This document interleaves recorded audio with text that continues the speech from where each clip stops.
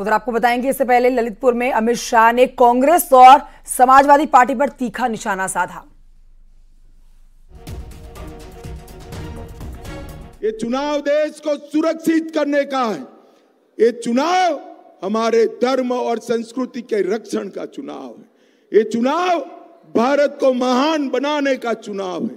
ये चुनाव देश के गरीबों का कल्याण करने का चुनाव है और एक चुनाव बुंदेलखंड की प्यास बुझाने का चुनाव है। भाइयों बहनों, प्यास बुझाने का चुनाव है। गलती मत करना। इतनी सारी माताएं बहनें बैठी है, एक मटकी लेने जाते हो तो टकोरा लगाते हो या नहीं लगाते हो?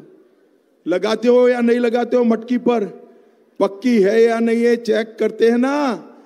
तो देश का खजाना सौंपना है, ध्यान रखकर सौंपना। मोदी जी के अलावे और किसी को विश्वास नहीं कर सकते। झांसी लिंक एक्सप्रेस, उसका सर्वे पूरा हो गया है।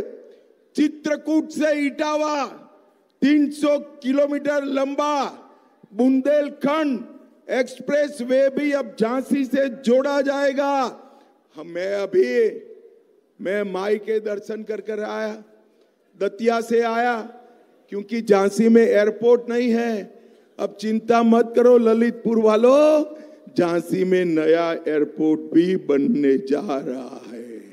108 करोड़ से झांसी ग्वालियर के बीच में ओवरब्रिज और रोड बड़ा।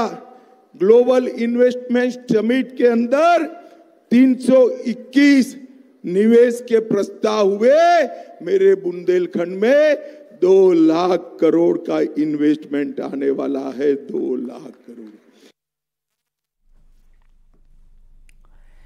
तो 5वें चरण में अमेठी और रायबरेली का रण और भी भीषण हो चुका है, क्योंकि एक तरफ बीजेपी के चाणक्य अमित शाह रिकॉर्ड कायम करने के लिए रणनीति बिठा चुके हैं, तो वहीं दूसरी तरफ 2 लड़कों की जोड़ी सियासी केमिस्ट्री अब रायबरेली और अमेठी में दिख रही है। देखिए रिपोर्ट। जय श्री राम।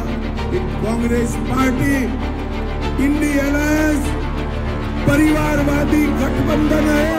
हर बात झूठी निकली कि नहीं निकली, इनके वादे झूठे थे कि नहीं थे। साल का 8,500 रुपए खटाखट महीने का अंदर। रायबरेली की जनता भी खटाखट भेजेगी घर। उत्तर प्रदेश की सबसे हॉट सीट अमेठी और रायबरेली, जहां गांधी परिवार की प्रतिष्ठा दांव पर लगी है। राहुल गांधी के लिए 7 का सवाल है और बीजेपी के लिए रिकॉर्ड कायम करने की चुनौती है। इसी रणनीति के साथ बीजेपी के चाणक्य एक तीर से 2 निशाना लगा रहे हैं। तो पीएम मोदी कह रहे हैं, शहजादे अमेठी से गए, रायबरेली से भी जाएंगे खटाखट। अरे कोई इनके दिमाग को भी जरा बता दो कि अब रायबरेली की जनता भी खटाखट भेजेगी घर। अमेठी से गए, रायबरेली से भी जाएंगे।